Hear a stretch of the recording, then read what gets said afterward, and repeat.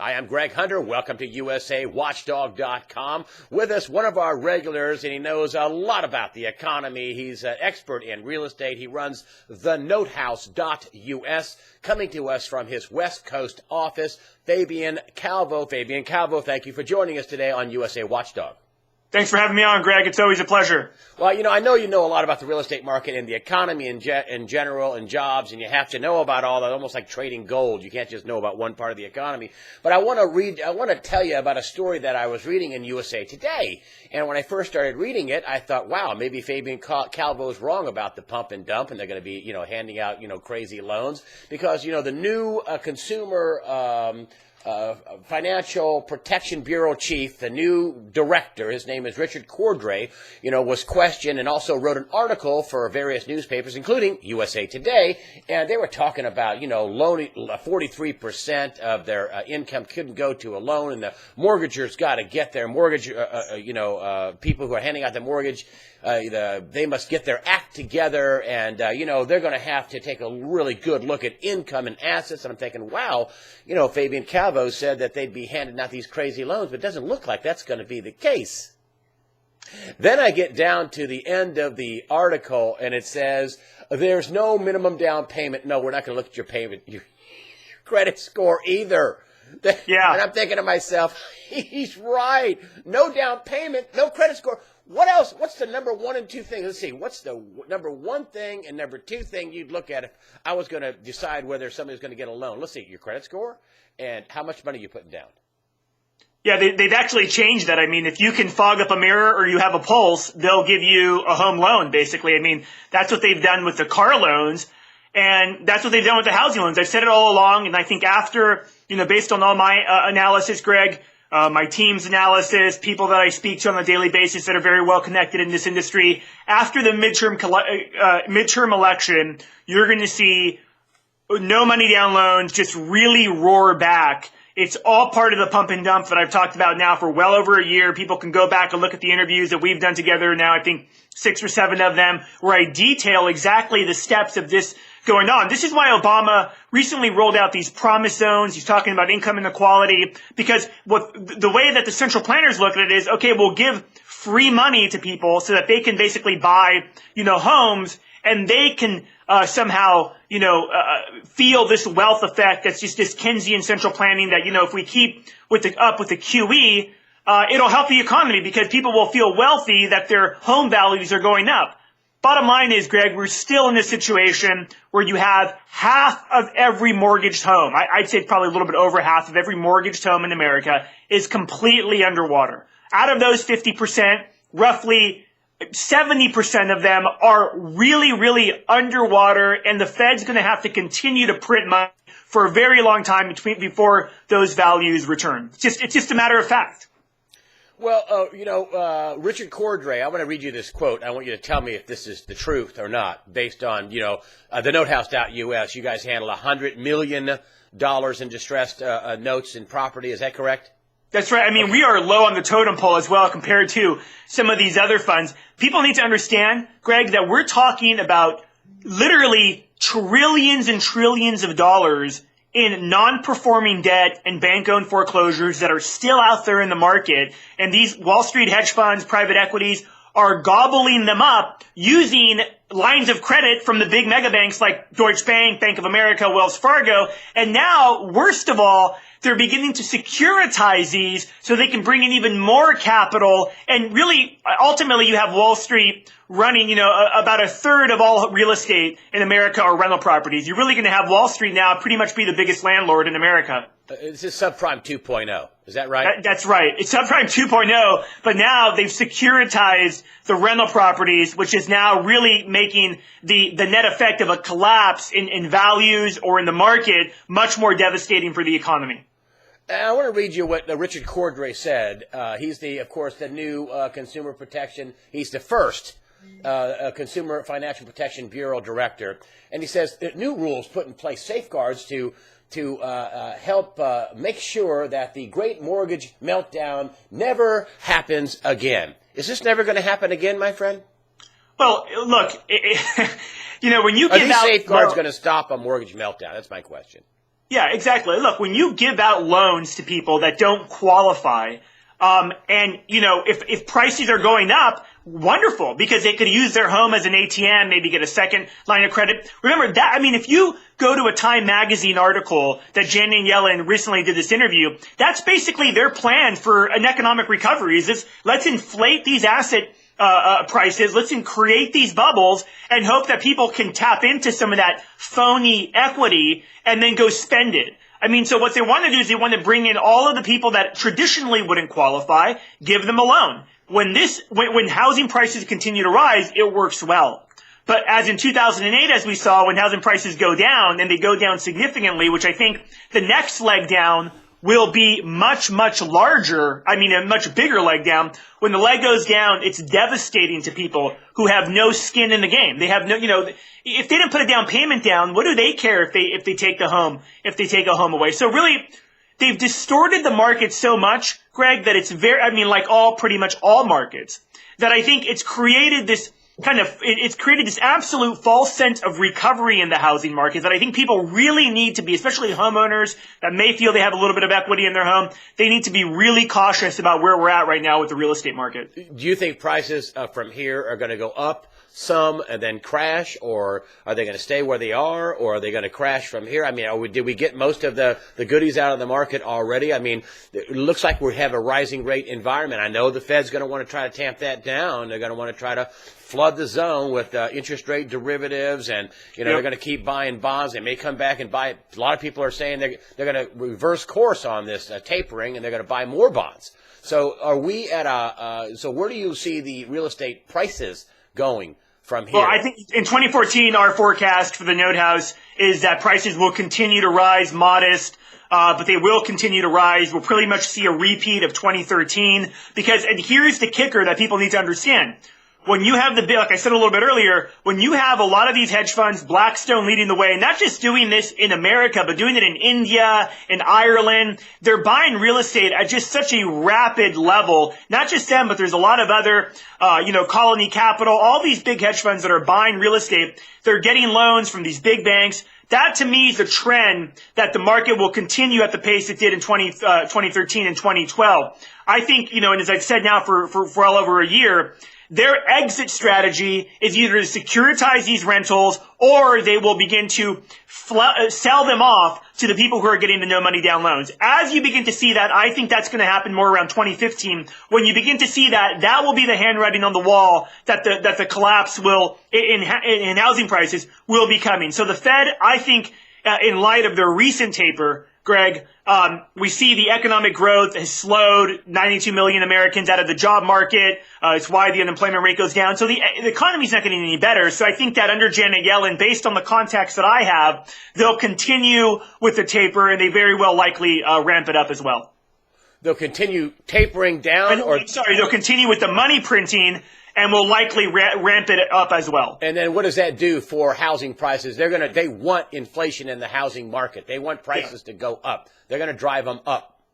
I think I said this on our first interview that we had, Greg, is that the central planners that, aren't part of the cabal that are really trying to just manage everything. And they really do believe that the money printing will lead to higher prices. They think this is really good for the economy. And that's really the only silver bullet they have left to try to fix this, is try to inflate the problem away, which we both know and those listening know that will never happen. So they will continue to inflate, but I think that the leg down in the real estate market won't be centered around the housing collapse, more as it'll be centered around the multi-bubble collapse of the dollar, the bonds, the government debt, all collapsing simultaneously. So you think that this plan isn't going to really, they're going to try it, but you don't think they're going to be successful at doing it. So you wouldn't be a big, if you were buying a personal home right now, you wouldn't be a buyer right now. You'd be a seller. Well, look, if you have some equity in your home, I'd say over the next 12 months is a very good time to sell your home, because this stabilization you've seen and this slow growth in asset prices increasing isn't going to last. That I'm convinced 100% of. And as I said all along, look, if you have a family, if you're going to live in a place for 20, 30 years, and you can get a 3% loan or a 4% loan, then buy the place.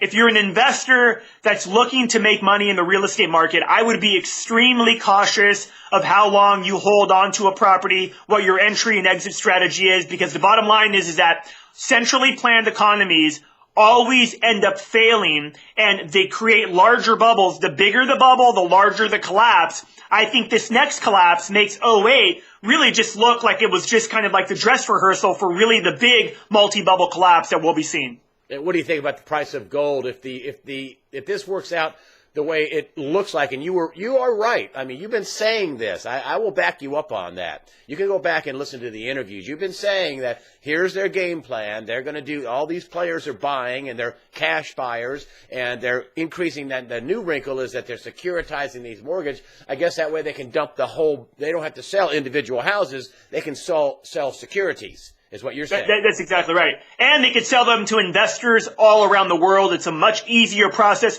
I mean, you have investors from around the world buying real estate like crazy, specifically in, a lot of South American money, the Russians, the Chinese. But now, instead of having to actually have a real estate closing or, have them doing a property inspection, now you just sell them the securities. It makes it much easier. And it also makes it much easier, Greg, to manipulate the prices. And really, I mean, you have a lot of these big financial, hedge funds, private equities, what have you, even private investors. I mean, people like Carlos Slim, Warren Buffett, who have been investing heavily in the real estate market. You have them buying these, distressed mortgages literally like at 5-10 cents on the dollar back in 09, 08, 09, 2010. So, I mean, they're going to make an absolute killing. I don't see a collapse happening before that happens, with their exit strategy being dumping the securities and or dumping the properties to unsuspecting, no money down homeowners under the whole guise of income inequality and Obama trying to help those that aren't conventionally able to buy a home with the down payment. And you think the collapse wouldn't happen till when? Past what? 2015? I think 2015, 2016, we're going to continue. I mean, again, I've always said, unless there's a black swan event, we'll continue to see more of the same. I think gold and silver prices at the prices they're at now are at an exceptional just an exceptional value. I can tell you from listening to, recently I was talking to a group of investors, very, very prominent, wealthy people. A year ago, I'd say probably a third of this room would have thought buying gold and silver was, just kind of crazy. Today, you had half of the room investing much more than 10 or 15% of their portfolio into physical gold and silver. To me, I mean, these are very conservative type of investors. To me, that's a big signal that the demand for physical gold and silver is at an all-time high. And the prices, of course, are being manipulated so that these big players can buy more of it. The securitization scam is going to be replayed, but instead of mortgage-backed securities, there'll be mortgage-backed rental securities. Am I right about that? Yeah, that's exactly right. And the mortgage-backed securities that were scam AAA, which again, here we go again, Warren Buffett's rating agency and all these other rating agencies, are stamping these REO securities AAA, when the bottom line is, Greg, is I can tell you for an absolute fact, the majority of these Wall Street hedge funds that are up in New York that are buying REO properties in, let's say, Detroit, Ohio, some of the most affected markets, Arizona, parts of California, they never even see the properties. I mean, they have local reps that will tell them, here's the value, and so they overpay for the properties. They're completely mismanaged. It's an absolute distortion in the market, like quite none other that I've ever seen. I mean, a lot of people talk about gold and silver markets being manipulated, which they absolutely are. The real estate market is the number one manipulated market in the country, quite frankly, I believe, in the world. And it's all because the central planners that really do buy into this Keynesian insanity really do believe if we can continue to raise asset prices in the real estate market, we have a chance of having this economy recover, but it's not going to end well. If I'm watching this and I have a house payment right now and I'm planning on living on my house, what's the best way to play this? Just pay your house off get a hold of the title, because I can see another replay of the, wait a minute, that's my house. Wait, you sold me that security. Hold on a minute, that's our house. That's in our portfolio. I mean, I could see this encumberment of these, entanglement of who owns the house popping up all over again if they re-securitize this stuff. Am I right about that? Yeah, Should the individual just pay their, should the individual just pay their mortgage off? Right. To an extent, that's very true. I mean, look, most people listening can't just pay their mortgage off. But I want to explain it to the listener in a very simple way. If you have 100% of the real estate market in America, keep in mind that about 70% or about 65% of that are owner-occupied homes, people that actually own their home. So we're talking about 35% roughly of the housing market that's being securitized or that will be securitized. And yes, absolutely. I mean, we know through debt rehypothecation, it's very likely one property will have multiple loans on it. It'll have multiple claims of ownership by a bunch of different funds. I've seen that firsthand with non-performing debt, with commercial debt. I've seen that take place. So absolutely, if you own your home right now, if you're able to pay off your mortgage, you know, that of course is good. But the bottom line is, as they continue to inflate the currency, you're paying back your loan with inflated dollars. So it's actually better for the homeowner in that situation. Well, it's better until it collapses. And then it's better until it collapses. But if you're, again, you know, everybody needs a place to live. Real estate is a commodity. And, you know, it's made of brick and mortars.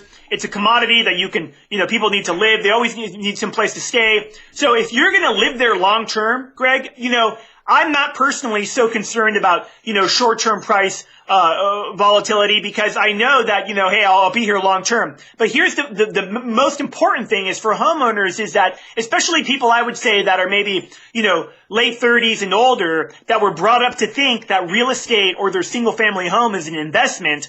It's not an investment. It's a major liability. You live there because you like it. It's maybe a good place for your family. I would absolutely under no condition treat it as an investment because of the cash outlay you have to do for taxes, insurance. And we know in a lot of these markets, especially the markets devastated by the housing collapse, the taxes, you know, the cities are coming down on real estate properties that are defunct like crazy in a mad attempt to raise more money, quite frankly. So if you were going to buy a house and try to get closer to the real bottom, the real value, would you wait a year or two? Yes, if I'm somebody who's going to be buying, if I'm a person who's just going to buy my single family home to live in, I'm going to wait a couple of years until prices hit rock bottom once again. So that's what I'm doing. If I'm somebody who's investing, I think it's a great opportunity in this market, but you really got to understand your entry and exit strategy, getting in and out quickly. For home buyers, I think that, you know, as interest rates rise, which in this next collapse, we'll see interest rates balloon. I mean, you're going to, you know, if interest rates go past 10%, housing prices will absolutely plummet. You'll be paying more on your monthly mortgage payment if you indeed get a mortgage. If you're somebody who can pay cash for your home, I'm absolutely waiting a few years to buy my home for cash because there's going to be spectacular sales, spectacular deals, way more than you saw back in 2008 where you had things trading at, you know, 50, 60, 70% of what the original value was. Fabian Calvo. So far, my friend, in the real estate market, so far, I wouldn't bet against you, my friend. I've been talking to you for going on 2 years now, and it's been pretty much just charting along, just like you said. Yeah, you know, it's important that people realize, Greg, is that, you know, of course I get this from being on the front lines of the real estate market. You know, from my firm's activities and these conventions and events that I go to, I speak to a lot of people who are in closed door meetings with the Fed, who are, you know, I've been in meetings where the Fed comes and gives these presentations. And that's why if people look at the interviews that we've done for the last couple of years, they've been on target. Not because I'm coming up with this, but because this is a plan. Like, I mean, look, any investor has an entry strategy and an exit strategy. The Wall Street hedge funds, the big billionaires, big sovereign wealth funds that are buying, they're part of this pump and dump plan. They realize it. It's happening exactly how I've been talking about it. And people really, I think, need to take note of it because, look, at the end of the day, real estate's super important. You need a place to live. And you know, I would really take inventory of the neighborhood you live in. What is the presence of these big hedge funds in those types of neighborhoods? Because when the collapse does happen, these REOs to securities, I think they're going to end up basically being like penny stocks, really. Fabian Calvo, the notehouse.us. You guys handle $100 million in distressed real estate and notes and paper, and I thank you very much for continuing our education on the economy and in real estate. Really, I thank you very much. Yeah, Greg Hunter, it's always a pleasure. Thanks for having me on.